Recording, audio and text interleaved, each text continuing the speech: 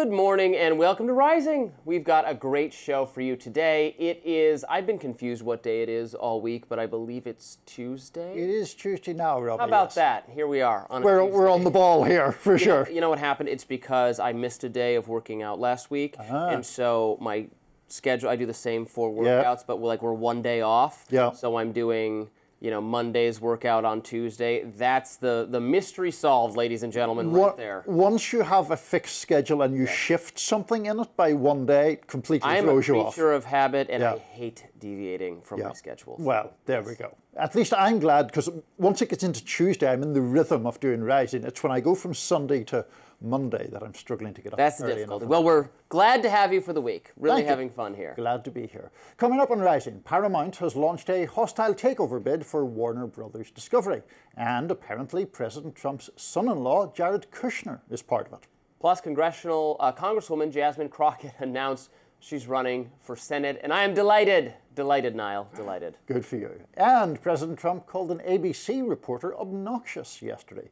That's the latest in a string of incidents of him insulting female members of the press.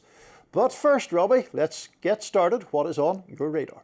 Well, Niall, the debate is over whether it's permissible to destroy alleged narco-terrorists in the Caribbean without a formal declaration of war by Congress, and that has prompted some members of the tech community to make an even bolder statement about violent repeat criminals shouldn't just be killed, they should be publicly executed. So that idea was proposed on social media by Joe Lonsdale, a venture capitalist. He writes on X earlier this week, "If I'm in charge, later we won't just have a 3 strikes law, we will quickly try and hang men after 3 violent crimes. And yes, we will do it in public to deter others.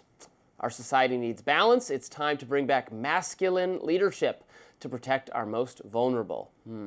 He opined on this topic following an X thread in which TPUSA spokesperson Andrew Colvett asked for Secretary of War Pete Hegseth to blow up even more drug smuggling boats in the Caribbean, and Hegseth responded, "Your wish is our command, Andrew. Just sunk another narco boat." How rugged and masculine. Quillette editor Claire Lehman responded that it was grotesque to broadcast such bloodthirstiness, even if the strikes on the boats were ultimately necessary, which prompted Lonsdale to disagree, saying that sinking narco boats publicly helps deter others, as does hanging repeat violent criminals. Lonsdale then called for the public executions of even more criminals. Lehman pointed out that there are those on the left who think tech CEOs are themselves criminals due to their obscene wealth, and we ought not to create a precedent of violent revenge against our perceived enemies, to which Lonsdale and some other people said that she was missing his point. So this exchange caught my eye on X because I think the conversation could benefit from considering an additional point of view. Now look, many Americans are quite concerned about rising crime and disorder, as am I, and do want the government to do something about it. Republicans in particular benefit from the impression that Democrats fail to govern the states and cities they run, and that those municipalities coddle criminals and make life worse for citizens by refusing to make the tough choices. In that vein, one can see the appeal of the tech CEO's pitch. Don't just stop coddling criminals, but execute them in some horrific public fashion, sending a message to all other would-be lawbreakers. Well, it's a solution that fits in well with the tech CEO approach of discarding unhelpful customs and simply doing what works, supposedly. Move fast and break things. But here's an important fact. Trying to scare the criminals into not engaging in crimes actually doesn't work out so neatly. That's because it isn't severity of punishment, a public flogging, that disincentivizes criminals. According to the research on this subject, and it's very useful to peruse it, what actually works to disincentivize crime is certainty of punishment, not severity, certainty. And it makes sense if you think about it. Most of us aren't criminals, so maybe we can't get into the criminal mindset. Those who do resort to crime are a special class of risk-taking people. Think about inner city crime. The people who mug pedestrians or steal cars, they're seizing what they believe to be convenient opportunities.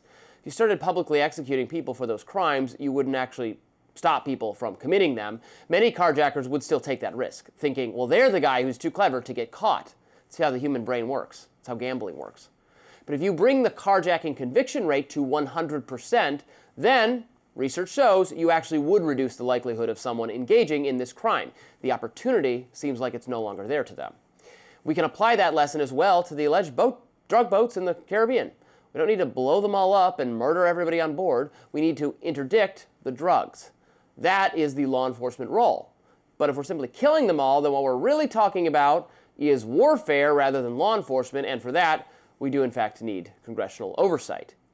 Don't take my word for it. Even Laura Loomer has been confused about what the administration is doing. Yes, I'm citing Laura Loomer positively. Yesterday, she posted on X, 8% of the drug supply into the U.S. comes from Venezuela, and it's not fentanyl.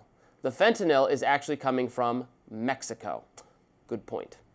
Yes, it is, and I always enjoy when you get your libertarian instincts to the fore here. Public executions, Niall. What could go wrong? I know your bloodlust is cannot be easily. Exactly, defeated. easily. No, more public executions. I find it so bizarre that these people are around, like Lonsdale, and regarded as people to be listened to, talking in these terms about masculine leadership being represented by like mass public hangings. Right. The idea, I mean, these people I think have a very insecure idea of masculinity for a start, that you need to go around hanging people and doing that sort of thing in general to prove that you're a real man. I think that's law enforcement nonsense. Should be impersonal and dispassionate. Mm-hmm. It should be the system giving people what they deserve based on our rules.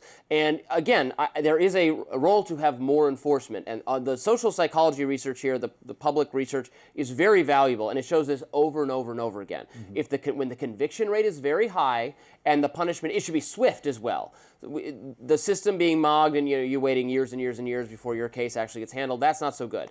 We want swiftness and certainty of punishment for rule breakers, for law breakers, and then that does actually have an effect on crime. Making it the punishment more grisly doesn't do anything, because the criminal mind, these people who engage in this behavior have a warped sense of what they're able to get away with anyway. Well, to that point about the swiftness, I mean, I just don't agree with the death penalty, period. But of course, one of the issues with those who purport to believe that the death penalty causes a deterrent is because we correctly don't want to execute people wrongly, years and years and it takes like decades. So that part is thwarted as well, just as a general matter. For example, states that have the death penalty typically have a higher murder rate than states that don't, and so the same principle applies internationally as it does domestically.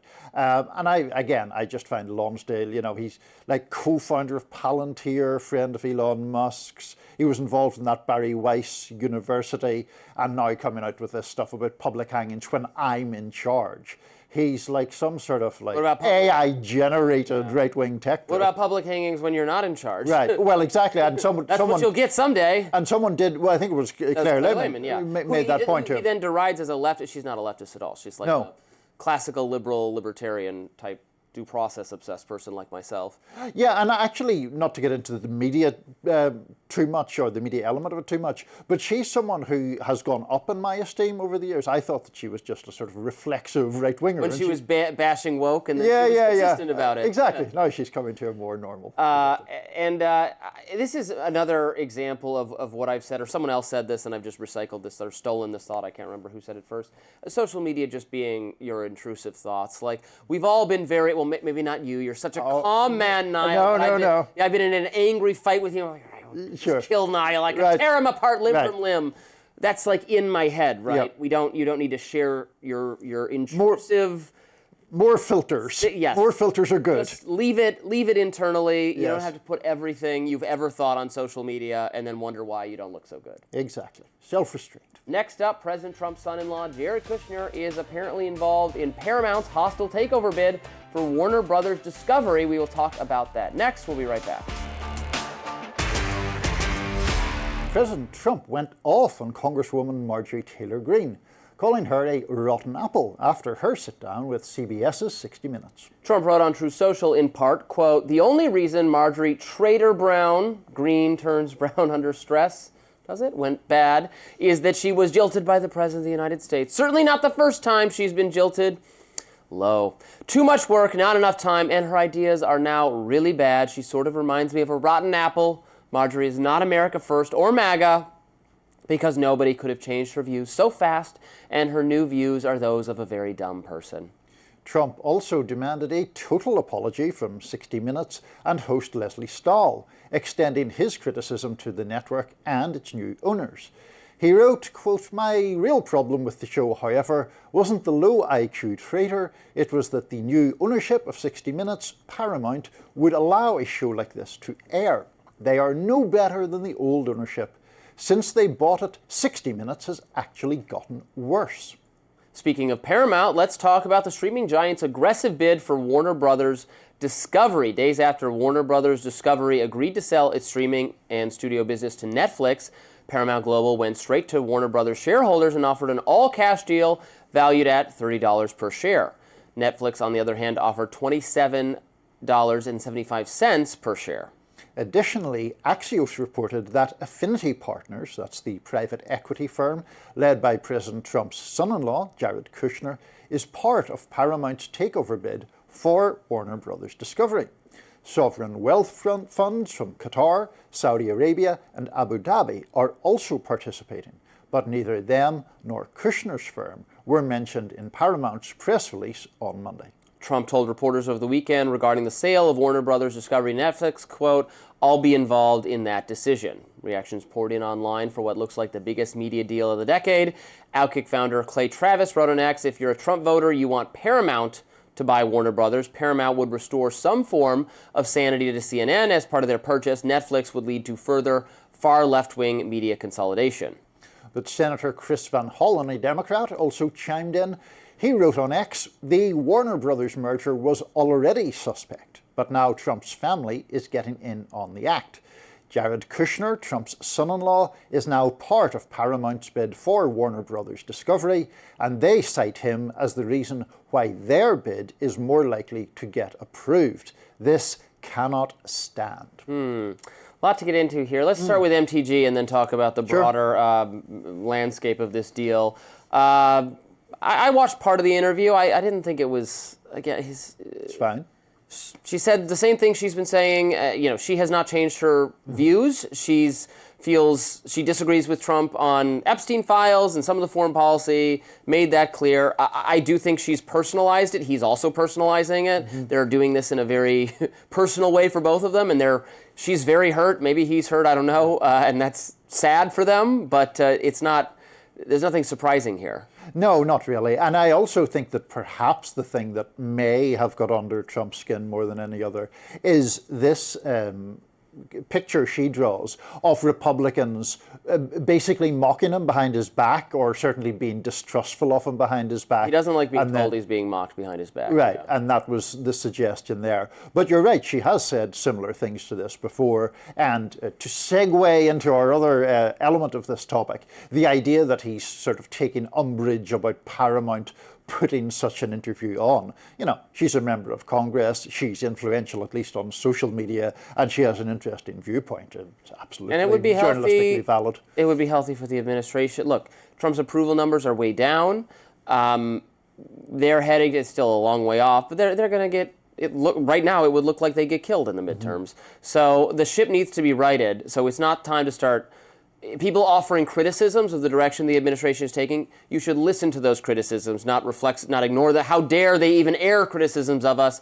That's not the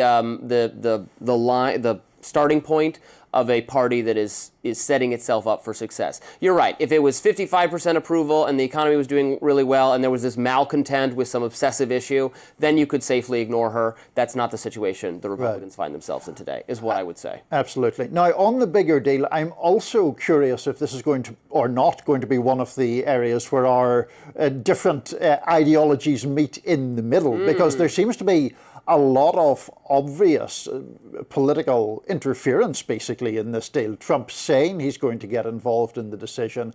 It's up to his Justice Department to decide whether or not to block one of these deals on monopoly grounds or monopolistic grounds. And the degree to which he seems to at least be preparing the ground for a decision that is made in part for his own political reasons is, I assume, something you've problems with. It is horrifying. Now, Trump so far has not said that much concretely about this. I heard him the other day saying that he really respects the CEO of Netflix, Ted Sarandos, and said he's done really wonderful things, but it'd be a lot of power for one person to have. I don't know. We'll see. Not very committed. I suspect he wants them to try to flatter him, both sides of this. But look, I'm horrified. I mean, this is why I'm not a big fan of antitrust. I'm horrified by the fact that which of these companies merge hinges on whether you think the government is going to approve of it from both perspectives. There are Democrats rooting for one outcome and Republicans rooting for one outcome, and they should be able to root for them as spectators, but they actually have to have oversight of the project. Is exactly why I don't think they should have it. It seems obvious to me that Warner Brothers should get the best deal for its shareholders, and that should be the only consideration. And what the federal government thinks about it should be zero importance. But that is going to be a major thing. Jared Kushner's involved in the other thing. Maybe that makes it easier. The Trump people like Paramount more because of all those Ellison people involved. That's totally offensive to me. And the Wall Street Journal has a great story this morning talking about the backdrop to this deal, and including the idea that David Ellison has been going around telling Trump aides that if he got it, he would do something about CNN. That can't be the basis in a free society where we decide media ownership. Perhaps worth mentioning that one of the distinctions in these two offers is if Netflix buys it, that doesn't include CNN. It's like spun off in a different way, whereas Paramount wants to buy the whole thing, kit and caboodle, including CNN, which would mean the Ellisons, big fans of Trump, and in Larry Ellison's case, a massively wealthy individual, would own CBS News and CNN, which I have problems with. Right. It's increasingly difficult to remember who owns what and who. I was like, Warner Brothers. Which intellectual properties are those? Right. That's Batman is going to be on. Right, and HBO is part of this. The Looney Tunes. West Wing, which I'm sure you're a big fan of, Robby. My mother is a huge fan of the West Wing. Rightly so. She just keeps rewatching it. HBO. Right. HBO would be part of this. That's right. So it's all very complicated. We shall see. We shall. Meanwhile, the mother of Karoline Leavitt's nephew is speaking out against the White House after she was detained by ICE. We will talk about that next. Don't go anywhere. A judge has ordered that Bruna Ferreira, a Massachusetts resident with ties to White House Press Secretary Karoline Leavitt, is to be released from ICE custody while she fights a deportation case. Ferreira had a child with Leavitt's brother, Michael, but the Washington Post reports the two separated in 2015. ICE agents arrested Ferreira on November 12th, and she faces deportation to Brazil for allegedly overstaying her visa. She came to the United States in 1998 when she was 6 years old to join her parents. A DHS spokesperson called Ferreira a criminal illegal alien from Brazil who has previously been arrested for battery, and that she entered the country on a B-2 tourist visa that required her to leave by June 6, 1999. Ferreira told the Washington Post that White House claims of her being an absentee mother were, quote, disgusting and false. She then added, quote, I asked Karoline Leavitt, to be godmother over my only sister. I made a mistake there in trusting. Why they're creating this narrative is beyond my wildest imagination. I mean, the law's got to be applied to you whether you have a famous relative or not. Obviously, I don't know the specific details of how merited this deportation is. They're saying she overstayed her visa. Anyone who overstayed their visa is subject to potential deportation. I would not prioritize the deportation of people who merely overstayed their visa, but they're saying that she also had a battery charge, which is that's a physical crime. She should make available any legal remedies to her, but if it is in their estimation that she should be deported, then she should be deported, whether or not Karoline Leavitt is some tangential relation. No, I mean, I don't know where that enters into it. Well, because I think the implication is whether this woman could have been, in some sense, targeted because of the acrimony between herself and Leavitt's brother. That seems to me the between the lines implication of the Washington Post story. Now, of course, Michael Leavitt and no doubt Karoline Leavitt would completely deny that. There are really murky things in this case, like the battery charge that DHS complains about. Ferreira's lawyer says that's just not true. There was some altercation she had while a juvenile, but that is not a criminal conviction for battery. It was like some dispute with a girl in like a Dunkin' Donuts or something. I guess they got into it over like a donut, presumably. But the suggestion, I think, is that she says that ICE agents specifically targeted her, and she was a DACA recipient because obviously she'd come at the age of 6 to join parents who had come from Brazil. So it's all a bit, it seems to me to get into a very acrimonious custody case between this woman and Leavitt's brother over the kid.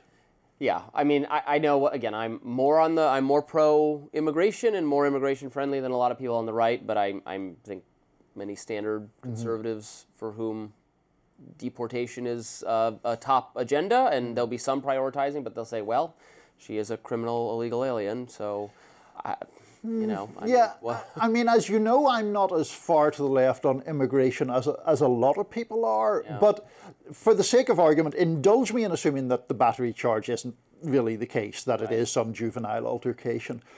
Do we really want ICE going after people who have no criminal convictions, are living their lives, and in her case are the mother of an 11-year-old kid, and are then thrown in detention? I mean, yes, if she's overstayed a visa, she's overstayed a visa, she shouldn't have done that. But is that really, A, what we want ICE to be spending its time doing, and B, something where the pros outweigh the cons for society writ large? Yeah, all I can say is there are millions of people who voted for Trump who want exactly that. People who overstayed their visas are the bulk of the illegal immigration issue, from my understanding, right? It's actually not the case that it's all just people flooding the southern border. Those are the people who I would argue cause the most disorder for people who live in southern border areas, because the way they're doing it is straining the resources, law enforcement resources. It's dangerous for the people who live there. It's dangerous for the people coming. That's bad and needs to be dealt with. But the bulk of the people who are here illegally are people who overstayed travel visas or visas of various kind. And for my thinking, are they generally posing a lot of criminal threat to other people? No, for the most part. But at the very least, you're going to have to be pretty. I think to make that case, you're going to have to be pretty. Like, if there's anything bad in the record, most people don't casually have like a law enforcement encounter that's kind of violent, even in their past. You're going to get. You're going to get thrown out for that. I don't know what else to say. Yeah, no, that is an issue. I mean, in this case, just briefly to get back to the kind of backstory, she says that during the time there were custody debates, that Michael Leavitt threatened her with deportation in the past, and that's where the suspicion. I mean, I don't think she should be subjected to a law enforcement. Yeah. Right, she should neither be saved because she is related to Karoline Leavitt, nor should she be prioritized because she has angered someone in Karoline Leavitt's family. Fair enough. Next on Rising, I'll be recapping some of Trump's latest derogatory comments to news reporters. Stick around for that. All right, Niall, what's in your notes today? Well, today, Robby, we go back to yesterday when President Trump was rude to a female reporter. I know, try to contain your shock, right? Rachel Scott of ABC News was in the firing line this time around. Now, the point I want to make today goes well beyond Trump's hectoring or boorish behaviour, which we see often toward women, and even more so toward women of colour like Scott. But let's look at the behaviour first. Here's Scott at the White House asking Trump about the massively controversial second strike on a boat in the Caribbean in which reportedly 2 people were killed. Let's watch. Mr. President, you said you would have no problem with releasing the full video of that strike on September 2nd off the coast of Venezuela. Secretary Hegseth now says... You said that. I didn't say that. This is ABC fake news. It was anything but fake news, which I'll come to in a second. But here's Scott, moments later, trying to pin Trump down on what he actually means. Are you committed to releasing the full video? Didn't I just tell you that? You said that it was up to Secretary Hegseth. You're the most obnoxious reporter in the whole place. Let me just tell you, you are an obnoxious, a terrible reporter, and it's always the same thing with you. First things first, Rachel Scott is an excellent reporter, and she's completely professional. I have never seen her be remotely obnoxious. Trump's treatment offer drew plenty of social media heat. But for once there was light as well. Light that was shed on Trump's mendacity. Because remember his comment of, "I didn't say that," just there? He did very much say it. Here he is just last week speaking to Selena Wang, also of ABC News. You released video of that first boat strike on September 2nd, but not the second video. Will you release video of that strike so that the American people can see for themselves what happened? I don't know what they have, but whatever they have, we'd certainly release, no problem. Apparently it is a problem.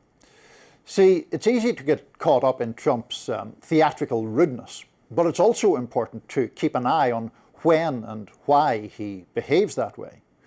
Rachel Scott was asking if the President of the United States would keep his word on transparency over a matter of real importance.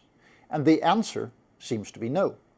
We see this pattern again and again. It's not just that Trump indulges in the kind of petty bullying that would get a middle manager in an office park fired. It's that he does it with the dual purposes of intimidation and diversion, to discourage the line of questioning and to distract the public from his own refusal to provide reasonable answers. For example, here he is on Air Force One on November 30th, being asked about his cognitive health by Wei Zhejiang of CBS News. What part of your body was the MRI looking at? I have no idea. It was just an MRI. What part of the body? It wasn't the brain because I took a cognitive test and I aced it. I got a perfect mark, which you would be incapable of doing. Goodbye, everybody. You too. And here he is to Nancy Cordes, also of CBS News, over Thanksgiving, when asked about the Afghan man charged in the shooting of 2 National Guard troops, one fatally. The man in question had been granted asylum in the US this April, that is, during the Trump administration. And though he entered the country during President Biden's tenure, such people were customarily vetted, contrary to what Trump had previously claimed. Here's what happened. Why do you blame the Biden administration? Because they let him in. Are you stupid? Are you a stupid person? Because they came on a plane along with thousands of other people that shouldn't be here, and you're just asking questions because you're a stupid person. Of course, I haven't mentioned the most honestly disgraceful example of all. You'll remember that Trump admonished another female reporter, Catherine Lucy of Bloomberg, with the words, "quiet piggy." But do you remember what or who he was being asked about? It was Jeffrey Epstein. See, that's the thing. Of course Trump's behaviour is obnoxious, but his obnoxiousness has a purpose: to distract and to evade. I'd like to know why he seems set to break his word on the boat strike video. I'd like to know why he's so weird about questions over his cognitive abilities. And I'd certainly like to know why he gets so jumpy over Jeffrey Epstein. The spectacle of his anger shouldn't distract us from finding out. All that sound and fury signifies something. It's like a map to the things Trump seems most eager to hide. Well, I mean, what can I say? I think Trump should use more civil language when addressing the press. I think mixing it up with them is fine to some degree, and he goes well beyond it. I don't know that in recent days, certainly his comments have seemed more derisive toward women in particular. Historically, he's also accosted other White House reporters who are men, who things he said about not just Mika, but Joe Scarborough too, etc. But that's, it's okay. He's really awful to and rude to men too. I'm not sure is such a defense. I think he certainly values women that he likes and agree with who support him. Susie Wiles is his chief of staff. I don't think he is dismissive of women overall. I think he is dismissive of women he doesn't like, who ask him questions that are frankly not even that unfair. Is what I would argue here is that he is evincing a hostility that comes from frustration. I think, if I'm reading between the lines, I think he's a little bit frustrated with where the administration is at this point. Go back to a year ago, they were riding high. They had just won massive victory, Trump's biggest victory yet in the presidential sweepstakes. We're taking total power. Democrats totally defeated, left scattered, no meaningful opposition, media broken, win, and the approval ratings are not there right now because I would argue they messed up the economy, doing exactly the kind of policies that everyone warned would mess up the economy, and so the approval ratings are down, and he is now lashing out at media for asking him basically reasonable questions about, well, you said this. Will you do this? What about this? That he should be perfectly capable of answering. Mm-hmm. And I think it's not strategically sound. See, I agree that he is frustrated. I think that's certainly true. Every president, as you well know, gets frustrated about media coverage and complains about it. We saw Obama frustrated. Yeah, we did not see Obama behave in any of these kinds of ways. On the point about women and Trump's treatment of women... Bush was always remarkably unfrustrated with the media, actually. He's just kind of casual kind of guy. But on the point about women, it is true that Trump has a long record of insulting everybody. Sometimes I think because Trump is so outlandish, it is more difficult to measure how his behaviour changes. I do think it has become worse very recently with women, where he seems to attack them more vociferously. And part of the frustration that you mentioned seems, to my mind, from his general demeanour, to be an idea that women are somehow disrespecting him by asking him completely legitimate questions, as we saw in all those clips that we just played. There was also another one recently, I can't remember who he accused of insubordination, but if I recall correctly, that was also a female journalist asking a legit question. So I just don't think that treatment is remotely defensible or acceptable. Like I said in the actual notes, it would get people in normal jobs fired. I don't see why it should be acceptable. Well, maybe in the woke era, Niall, we're past that. Get now people fired even in the non-woke era. I don't think that's purely wokeness at all, So. All right. Well, we'll hand Donald Trump a bar of soap and hope he washes his mouth out. We will. A new face has joined the race for Senate in Texas, and it's one you might recognize. The latest from Jasmine Crockett next. Stay with us. In a highly predictable turn of events, Texas has a new Democrat jumping into the 2026 race. Be still my beating heart. Take a look. She's the new star of the Democrat Party, Jasmine Crockett. They're in big trouble. But you have this woman, Crockett. She's a very low IQ person. Somebody said the other day she's one of the leaders of the party. I said, you got to be kidding. Now they're going to rely on Crockett. Crockett's going to bring them back.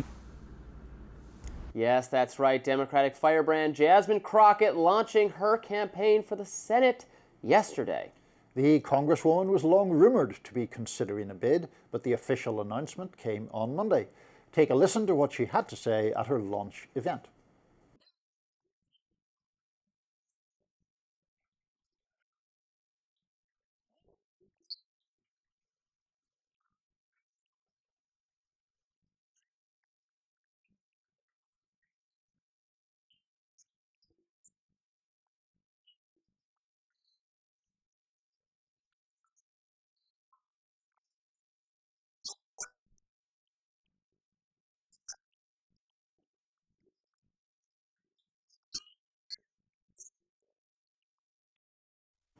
Crockett joins a hotly contested race for the Democratic nomination. 2024 Democratic Senate nominee Colin Allred dropped out of the race earlier yesterday, clearing the way for a showdown between the Congresswoman and state lawmaker James Tallarico. Tallarico even welcomed Crockett into the race with his own video yesterday. Take a look. On behalf of all of us, I want to welcome Congresswoman Crockett into the Democratic primary race. We have always maintained that we are pro our campaign, not anti anyone else's. We will make the case for why we are best positioned to win this race in November and take power back for working people. But we will always treat Congresswoman Crockett with the utmost respect. She is my colleague and she is a leader in our state. She deserves nothing less. As for conservatives, they seem to view Crockett's announcement less as a declaration for the U.S. Senate and more as a cringy political stunt. Matt Walsh referenced Trump's attacks in Crockett's launch video, writing on X, quote, "I never thought I'd say this, but I agree with every word of this Jasmine Crockett ad." And conservative influencer Link Lauren seemed downright gleeful at the idea of taking on Crockett's campaign. This campaign is gonna be so bad, but so entertaining. It's gonna be like Baby Bop from Barney running for office. Okay, Jasmine Crockett just reminds me of Baby Bop these days. She also released a campaign video, which was her just standing there for 44 seconds while President Trump talked crap about her, and then she turned to the camera. It was honestly a perfect microcosm of Jasmine Crockett. She was not engaging with her constituents. It was all about her. Senator John Cornyn, who currently holds the seat up for grabs in 2026, echoed that glee, telling Semaphore, quote, "I'll try to wipe the smile off my face. I would say it's a gift." Colin Allred, obviously he wasn't successful before, but he was what I would call closer to a normal Democrat than Jasmine is. She is something else. Ah, yes. Princess Jasmine enters the race. I, like my friends on the right, am just giddy with excitement for what this campaign will produce. Be careful what you wish for, Robby. I would say that. There are lots of people who are heralded or derided, I should say, as unelectable, who turn out to do much better than anticipated. Here's what I'd say in Crockett's defense. Yes. In a situation where Democratic primary voters are animated in large part by horror at what Trump is doing, I don't think the launch video is necessarily that bad. I think there's an argument that if Trump hates you, you must be doing something right. And that's certainly an argument. For a primary. For a primary, certainly.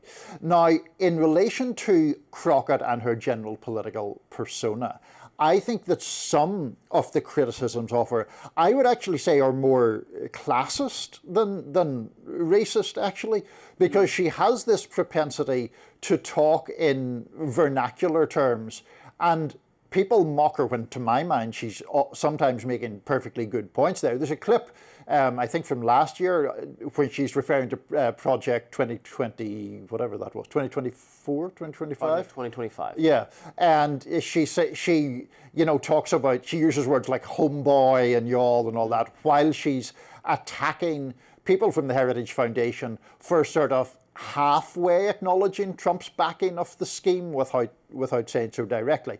It's perfectly effective. It's just that she speaks in a way that some people bridle at. Now, I do have other doubts about her electability. One is she thinks you can change the electorate and draw new people into the process. To my chagrin, that is actually very difficult to do.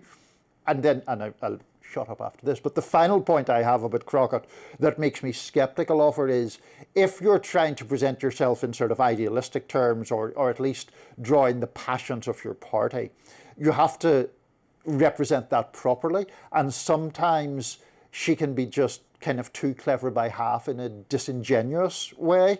So you'll remember there was the time where she was on the House floor and she talked about Republicans getting donations from somebody called Jeffrey Epstein. Yes. And then she later said, oh, I didn't have time to check. It was actually a different person by the same name. Yeah. She famously or infamously dubbed Governor Greg Abbott, who uses a wheelchair, Hot Wheels, and then when she was castigated for that, said, oh, I was referring to his movement of migrants within the US. Like, come on, like we're not five. That's obviously not true. So that's a problem.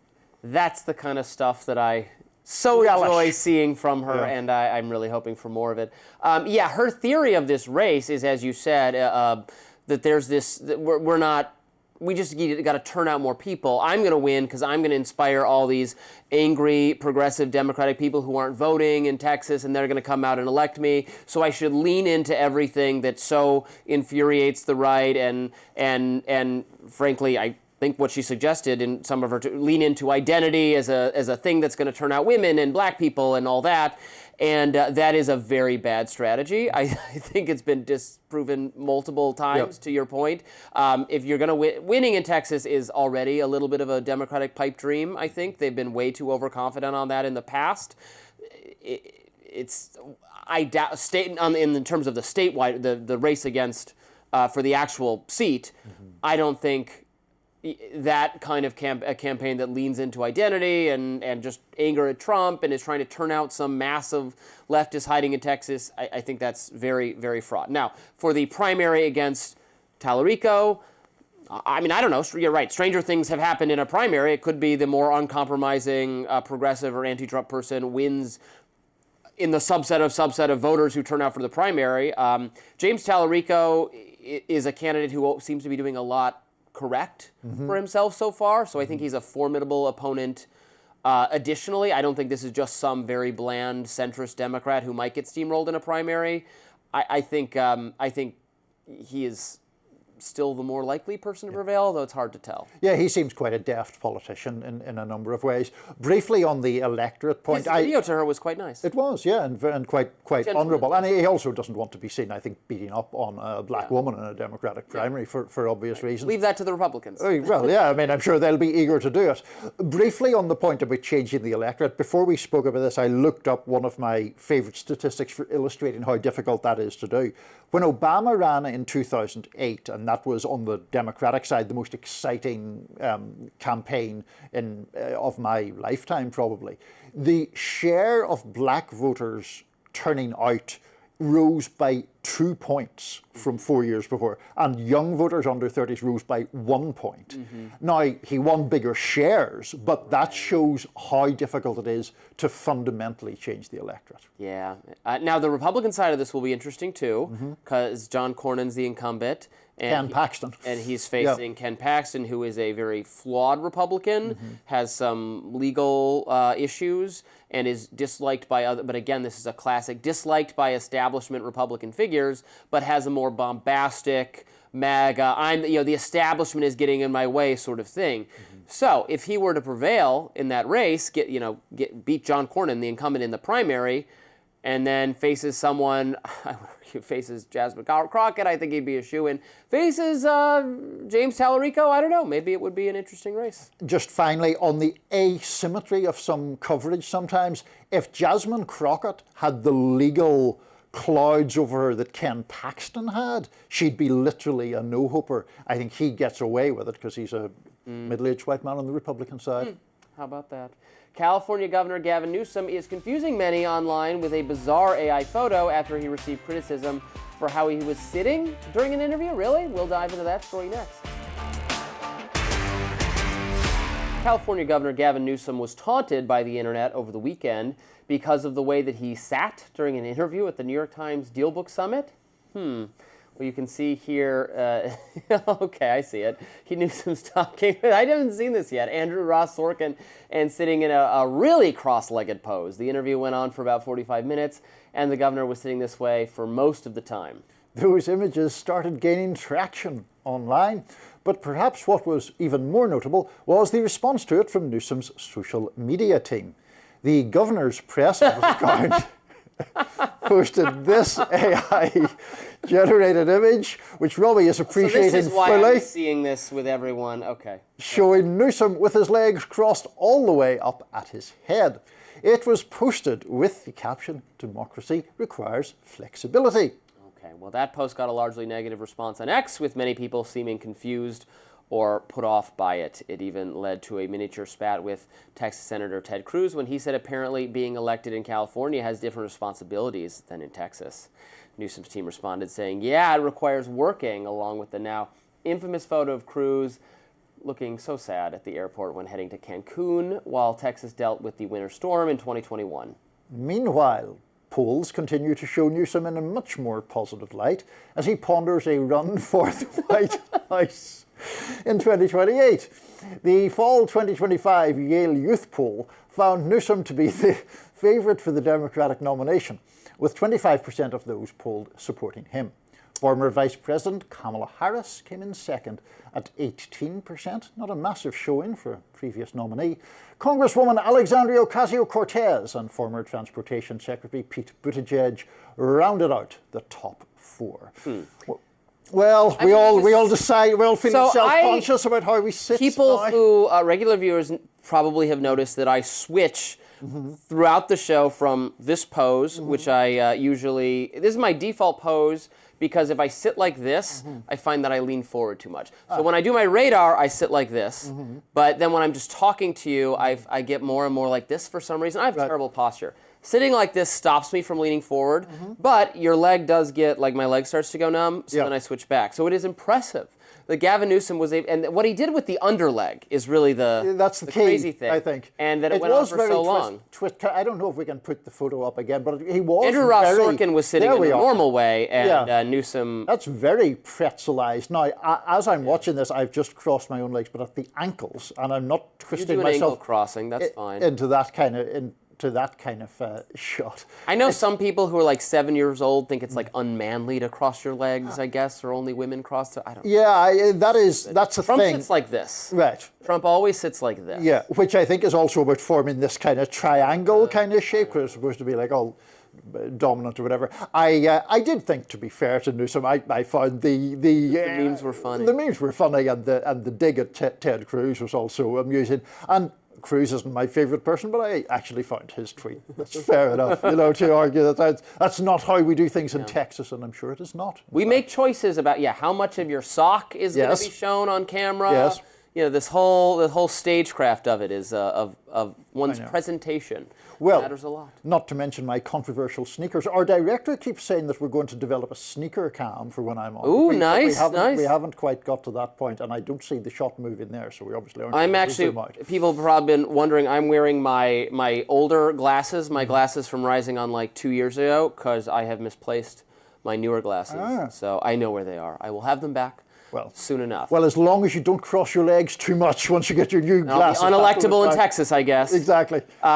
Should we say something actually intelligent about Gavin Newsom's presidential ambitions? I was not. Yeah, that could be our next. It could be our next president. I think he is. That should be the campaign poster. Actually, should be the campaign poster.